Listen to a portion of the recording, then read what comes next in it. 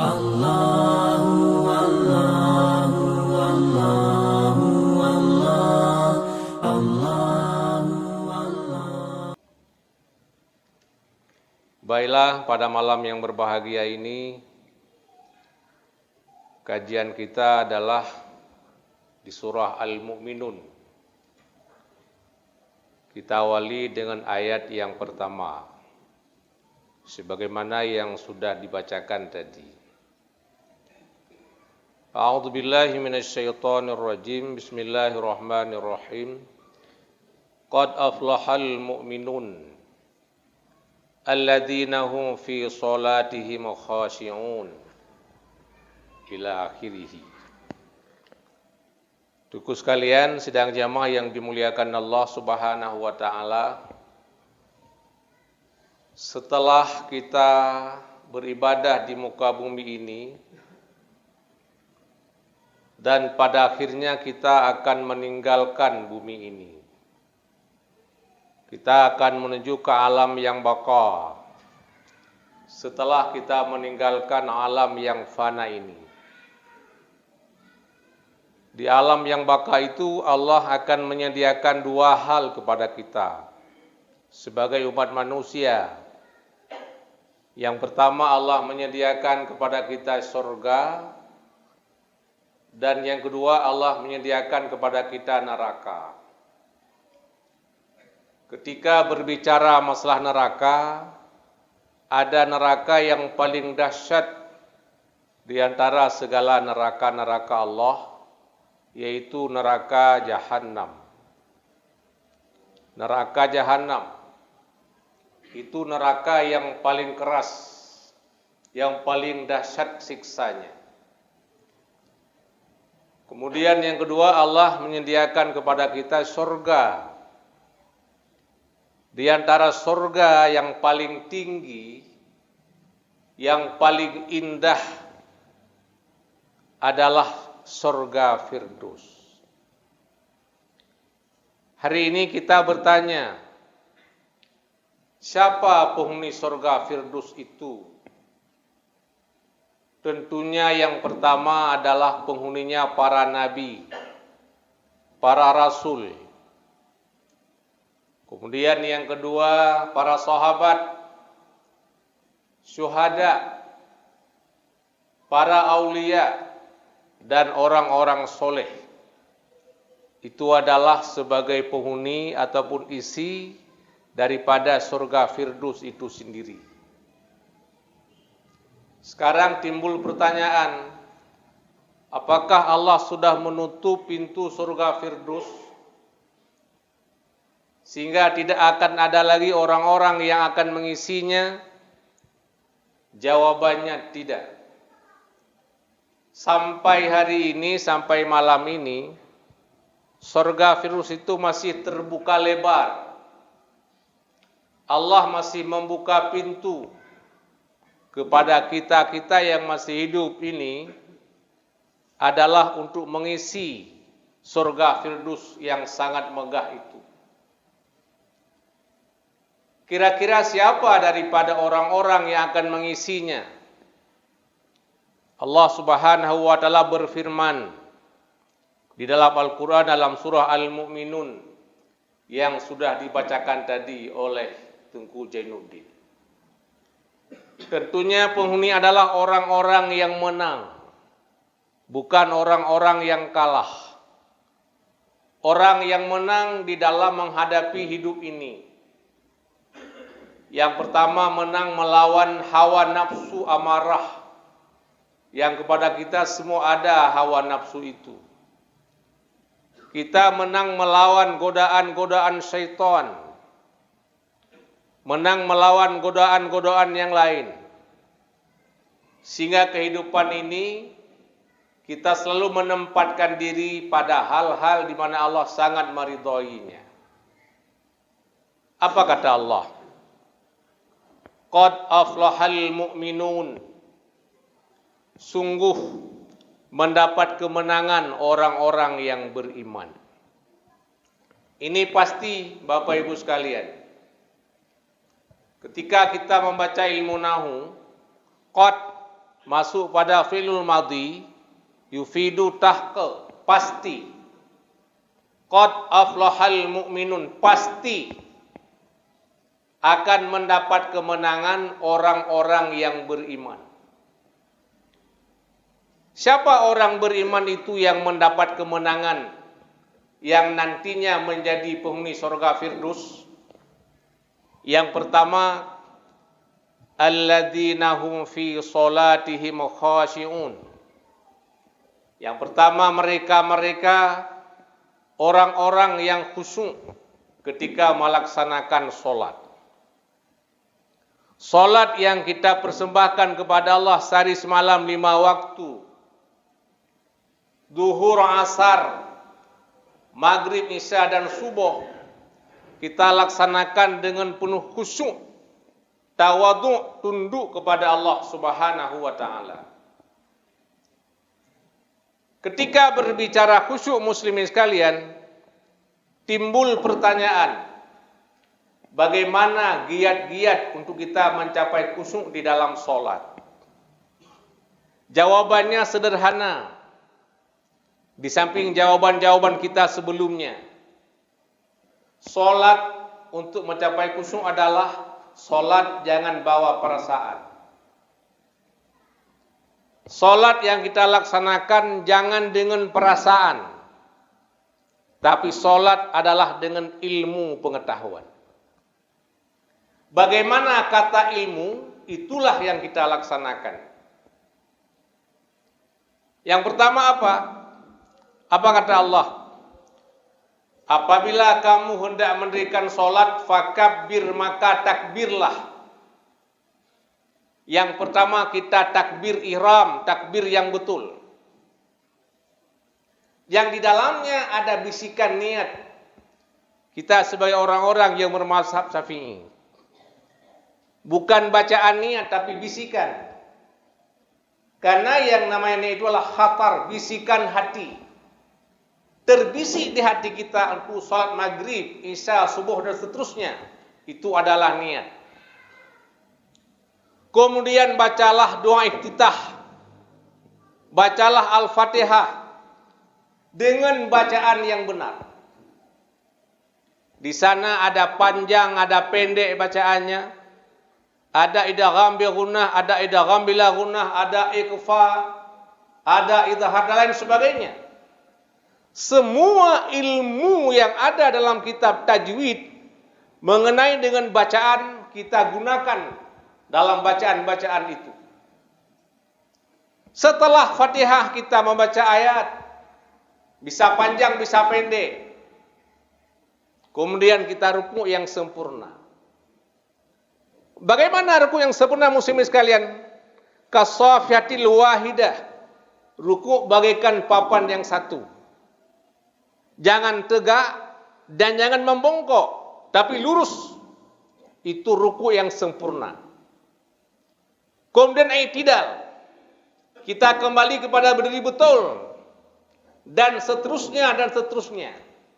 Artinya, solat yang kita laksanakan untuk mencapai khusyuk adalah solat sesuai perintah ilmu. Bukan dengan perasaan. Makanya apa Nabi katakan? Sallu kama ra'aitumuni usolli. Solatlah kamu sebagaimana kamu menyaksikan aku solat. Dahulu muslimin sekalian, ketika Nabi selesai daripada Isra dan Mi'raj, Nabi bikin panggung. Nabi solat di atas panggung 5 kali. Sehingga solatnya dinonton oleh para sahabat. Setelah selesai semuanya solat 5 kali, mulai duhur hingga subuh, Nabi bersabda, Sallu kama ra'aitumuni usolli. Solatlah kalian sebagaimana kalian menyaksikan aku solat. Kita tidak melihat solatnya Nabi, namun sahabat melihatnya. Kemudian ada tabi melihat solatnya sahabat. Ada tabi'in melihatnya solatnya tabi'in. Ada ulama mutaqaddimin, ada ulama mutakhirin.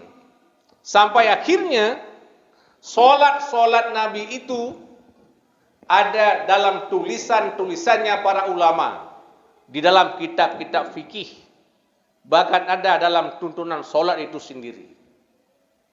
Ketika kita laksanakan solat sesuai dengan ilmu pengetahuan, itulah khusyuk muslimin sekalian. Apa kata Allah? Orang yang menang itu adalah orang yang khusyuk ketika melaksanakan solat. Apa? Solat sebagaimana ilmunya yang diajarkan oleh Rasulullah Sallallahu Alaihi Wasallam. Satu. Yang kedua, siapa orang menang itu? Walladzina hum 'anil lagwi mu'ridun. Yaitu orang-orang yang menghindari hal-hal yang tidak penting. Orang-orang yang berpaling daripada hal-hal yang tidak penting. Sehingga hari ini muslimin sekalian, kadangkala kita mementingkan yang tidak penting dan tidak mementingkan yang penting. Itu maka Nabi mengatakan, apa kata Nabi? Min husnil mar'i tarku ma la ya'nih. Sebahagian daripada orang yang bagus, orang yang baik, orang yang sukses adalah orang yang meninggalkan hal-hal yang tidak penting. Sehingga waktu kita gunakan pada tempat-tempat yang baik. Kita dari pagi, siang, malam hingga pagi kembali sering kita membuang waktu begitu saja. Sehingga Allah bersumpah. Allah berkali-kali bersumpah dengan waktu. Wasyamsi waduhaha. Demi matahari dan waktu duha. Wallaili wan nahar. Demi malam dan siang. Ya. Wan najmi wal qamar, demi bulan dan bintang. Itu semua menunjuki kepada waktu. Wal asri innal insana lafi khusr. Demi masa kata Allah. Manusia daripada pagi, siang, petang hingga asar, manusia berada pada posisi rugi kata Allah. Demi waktu asar, rugi semua. Kecuali 4 orang. Illal ladzina amanu wa amilus solihat. Orang yang beriman, orang yang beramal soleh. Wa tawassaw bil haqqi wa tawassaw bis sabar. Orang yang selalu menasihatkan kebenaran dan kesabaran. Itulah orang-orang yang beruntung. Lain semuanya rugi. Kenapa? Karena membuang waktu begitu saja. Sehingga Nabi mengatakan, al-waktu kas-sayfi idza lam qatahu qata'aka. Waktu itu laksana pedang. Kalau kita tidak memotongnya, pedang pasti akan memotong kita. Maka orang yang sukses adalah orang yang dengan maksimal memanfaatkan waktu yang terus berjalan kepada kita. Yang ketiga, siapa orang yang menang? Walladzina hum lizzakati fa'ilun. Yaitu orang-orang yang selalu membayar zakat. Ketika hari ini kita punya harta mencapai hul dan nisab, yaitu 96 gram emas, bisa uang, bisa apa? Itu wajib kita keluarkan zakat 2,5%. Kita sebagai pedagang atau penyimpan emas, kita mencapai harta kita 96 gram emas, wajib kita keluarkan 2,5% per tahun. Kalau zakat tijarah lain lagi, zakat binatang lain lagi. Kalau tidak kita berzakat karena tak sampai nisab, kita bisa berinfak. dan itu merupakan rukun daripada rukun Islam. Zakat itu bukan wajib, tapi rukun. Kalau wajib kita laksanakan berpahala, tidak berdosa. Kalau rukun kita laksanakan, kita Islam, kita tidak jadi Islam. Karena tidak sempurna rukun. Dan zakat dengan sholat sangat erat, Bapak. Sehingga ada 3 ayat yang berbarengan turun. Kita mesti mengamalkan dua-duanya, nggak boleh salah satu. Yang pertama apa? Ati'ullaha wa ati'ur rasul. Ta'alah kamu kepada Allah dan kepada Rasul. Ini nggak boleh salah satu, mesti dua-dua. Yang kedua, aqimus shalah wa atuz zakat. Dirikan solat dan tunaikan zakat.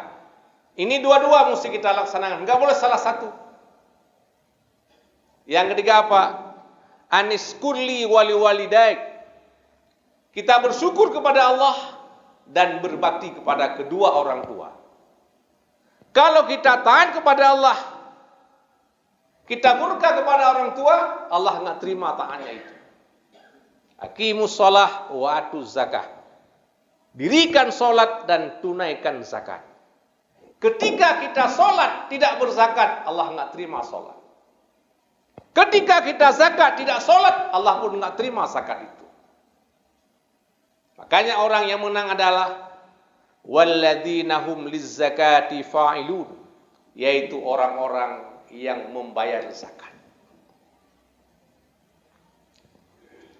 Yang keempat, walladzina hum li furujihim hafizun, orang-orang yang selalu menjaga kehormatannya, menjaga kemaluannya.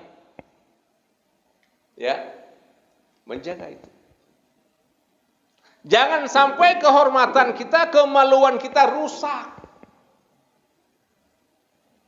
Jaganya di mana? Jaga kehormatan itu melalui daripada mata. Kenapa demikian? Karena maksiat yang terjadi Bapak Ibu sekalian diawali oleh pandangan mata.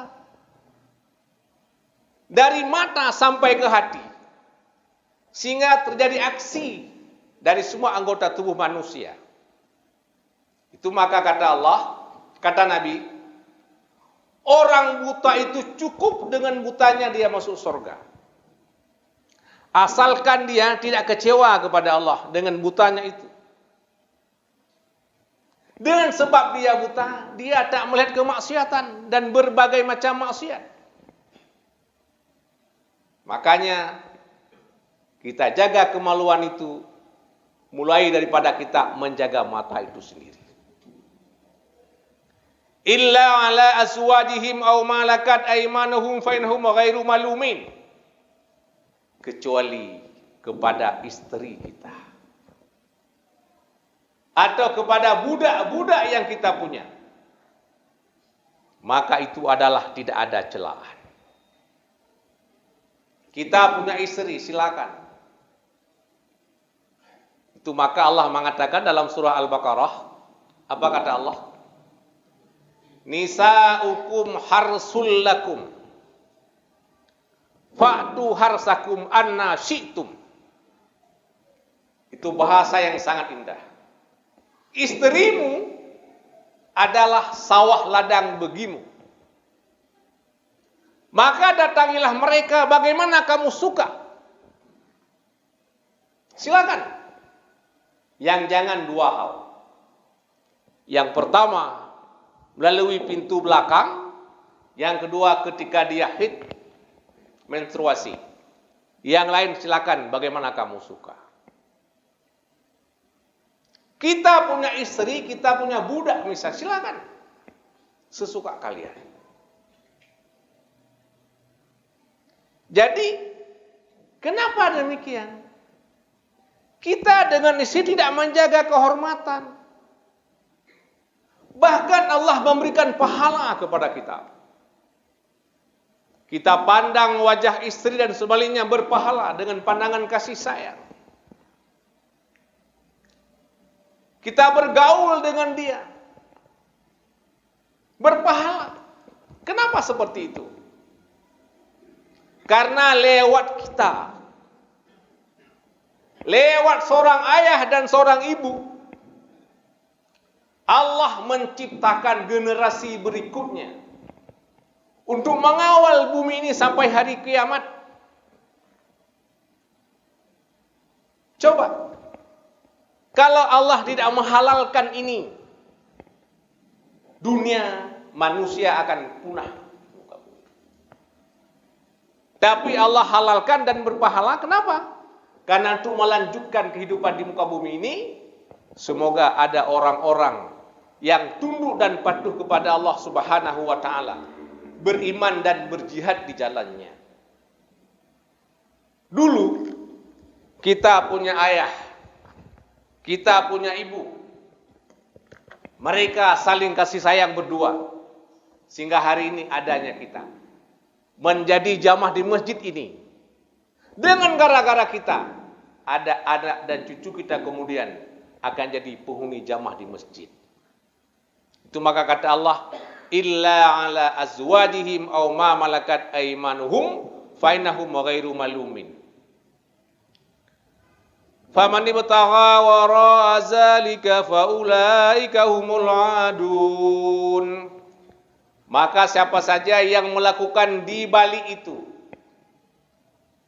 dari pintu belakang misalnya, atau berzina, atau homoseks lesbian, apa kata Allah? Faulaika humul adun. Mereka itu adalah orang-orang yang melampaui batas, melampaui ketentuan Allah Subhanahu wa taala yang sudah ditentukan dengan sangat erat itu.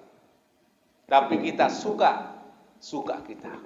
Adun, orang yang melampaui batas-batas Allah Subhanahu wa taala. Siapa lagi orang yang menang? Walladzina hum li amanatihim wa ahdihim ra'un. Orang-orang yang selalu menjaga amanah dan janji. Kita yang selalu menjaga amanah, komitmen dengan amanah dan janji, itu orang-orang yang menang. Itu maka Nabi katakan di sini, alamatul munafiki salasah. Tanda munafik itu 3. Yang pertama apa? Idza haddasa kadzaba. Apabila berbicara bohong. Yang kedua, wa idza wa'ada akhlafa. Apabila dia berjanji mengingkari janji itu. Yang ketiga, wa idza tu'mina khana. Apabila kita berikan amanah, dia mengkhianati. Itu tanda munafik. Jadi orang-orang yang komitmen dengan janjinya, orang-orang yang komitmen dengan amanahnya, itu merupakan orang yang menang. Orang-orang yang bisa melawan syaitan dan hawa nafsunya sendiri. Dan dia dianggap orang-orang yang berhasil. Yang terakhir.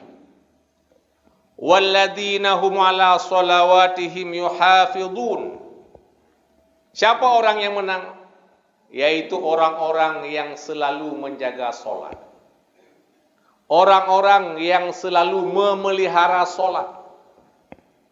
Diawali dengan khusyuk dalam sholat dan diakhiri dengan orang yang menjaga sholat setelah dia khusyuk. Bagaimana menjaganya? 2. Yang pertama, sholat tepat pada waktu. Yang kedua, sholat berjamaah. Itu maka seorang sahabat, Abdullah bin Mas'ud, satu hari dia bertanya kepada sang Rasul, ya Rasulullah, ail a'mali afdalu? Apakah amalan-amalan yang paling utama? Nabi menjawab, as-salatu li awwali waqtiha. Hadis lain, as-salatu li waqtiha. Amalan yang paling utama adalah salat tepat pada waktunya. Artinya solat pada awal waktunya ini merupakan amalan yang paling utama ketimbang dengan semua amal-amal yang lain, muslimin sekalian. Luar biasa. Apalagi besoknya ada sahabat bertanya kepada Nabi dengan pertanyaan yang sama. Ya Rasulullah, ayyul amali afdalu? Apakah amalan yang paling utama? Nabi jawab, jihadu fi sabilillah, jihad di jalan Allah. Besoknya lagi, sahabat yang lain tanya lagi, ya Rasulullah, apakah amal yang paling utama? Nabi jawab, birrul walidain. Ada 3 sahabat, pertanyaan yang sama pada hari yang berbeda, Nabi jawab dengan jawaban yang berbeda. Kenapa? Seperti jawabannya. Sahabat yang pertama, dia kalau jihad sangat berani, Pak. Dengan orang tua pun sangat erat. Tapi kalau sholat sering terlambat. Sahabat yang kedua, sholat tepat waktu. Dengan orang tua sangat dekat. Tapi kalau jihad dia kurang berani. Sahabat yang ketiga, sholat tepat waktu. Jihad dia berani. Tapi dengan orang tua dia kurang dekat. Akhirnya apa? Amalan yang paling utama, yang pertama sholat tepat pada waktunya, yang kedua jihad di jalan Allah, dan yang ketiga birrul walidain, yaitu berbakti kepada kedua orang tua. Itu semua muslimin sekalian adalah orang-orang yang benar. Apa kata Allah? Ulaika humul warithun. Mereka itu adalah orang-orang yang mendapat warisan. Orang-orang yang Allah jadikan warisan kepadanya. Warisan apa? Alladzina yarisunal firdausa hum fiha khalidun. Mereka itu akan mendapat warisan surga Firdaus. Hum fiha khalidun, mereka kekal di dalamnya. Jadi orang-orang yang telah saya sebutkan tadi, dia mendapat surga Firdaus. Saya ulangi dengan cepat. Siapa? Yang pertama orang yang khusyuk dalam sholat. Yang kedua orang yang menghindari hal-hal yang tidak penting. Yang ketiga orang-orang yang membayar zakat. Yang keempat orang-orang yang menjaga kemaluan. Yang kelima orang-orang yang menjaga amanah dan janji. Dan yang keenam orang yang selalu menjaga sholat. 6 macam ini Bapak Ibu sekalian adalah orang-orang yang mendapat warisan surga Firdaus. Di samping para nabi, para rasul, aulia, syuhada, kita yang hidup hari ini, ketika 6 macam ini ada sama kita, insya Allah kita akan masuk surga Firdaus bersama dengan Nabi Sallallahu Alaihi Wasallam. Makasih.